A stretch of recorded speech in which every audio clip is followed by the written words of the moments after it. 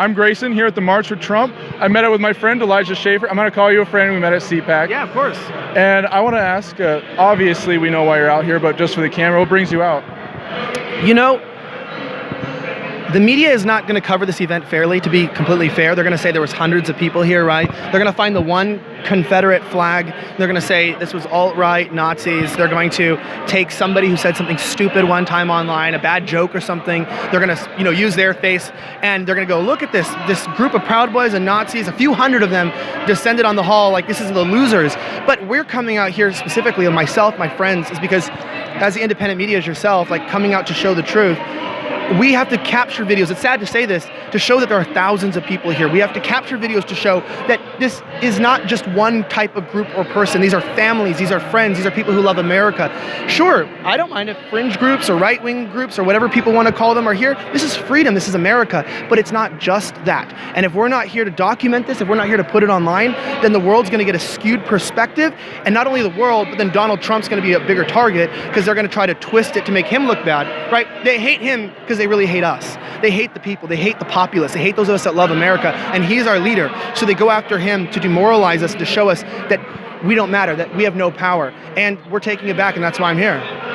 Cool. I've actually been noticing that. I've been to the Phoenix rally, went to the Million MAGA March and stuff before then. And it's like people like you, and then even me now, even with my small audience, we're the ones who are getting the video and reporting on this. Yeah. And there's no legacy media. There's no local media here. For you, a lot of the videos that you make have gone viral because you're literally the only person there getting videos. So we are the media. We're picking up their job for them. Do you feel like that's the future? Yeah, I think, like you said, with a small audience, it doesn't really matter if you have a small audience, because if you think about it, like an audience is an audience, and if it's one person or 5 people or 10 people, the truth disseminates and it gets out, and you don't realize how much power and effectiveness you can have and how quickly you can grow. Like your audience, the only reason why your audience wouldn't even be bigger is because of suppression, because of algorithms, because of censorship, because they don't want you to get bigger, because they don't want you to have a bigger influence. But yeah, when we're out here and when we're filming and when we're showing this, there's a reason why they censor accounts that capture this kind of content. There's a reason why they come after us. Why?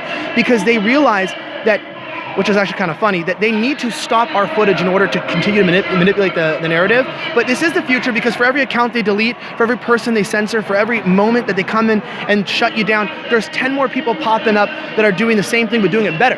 And you're already more professional, doing better than I've ever done on a straight interview in my life. So, yeah, but I'm saying, but for real, so that's why this is it, because it's not about the size, it's about the content, of what you're saying, and the truth sets you free. So it's like, I think it's just more effective, and they know that, and they're scared. Yeah, that's actually very prescient. All right, so one thing I've noticed about this also is earlier you were saying the media wants to twist it. They want to say that nobody showed up, and they want to focus on these extremist groups, and maybe there's one person here who's a weirdo. And looking just behind us, there's a lot of East Asians. We have a lot of blacks, a lot of Latinos, and everybody in between. This is like literally a representation of everybody in America who's coming out for this. Yeah, I think that's what's interesting too. Also, you notice there's been no broken windows.